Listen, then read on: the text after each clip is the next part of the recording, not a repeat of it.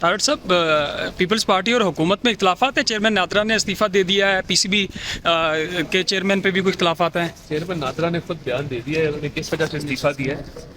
तो इख्तलाफात तो किसी किस्म के नहीं है। बाकी आज मैं प्रेस टॉक करनी है 1 बजे, तफसील से चीज़ों पे बात कर लेंगे इंशाल्लाह। आपको 10 अरब जाने का नोटिस भेजा खान साहब ने, वो आपने इल्ज़ामात लगाए। अभी तक मिला तो नहीं है, मगर वो गुलजार साहब एक चीफ जस्टिस होते थे जिनकी एज कागजों में कोई काफ़ी साल कम लिखवाई थी, इतनी कम हो गई थी कि वो अपने छोटे भाई से भी 6 महीने छोटे हो गए थे।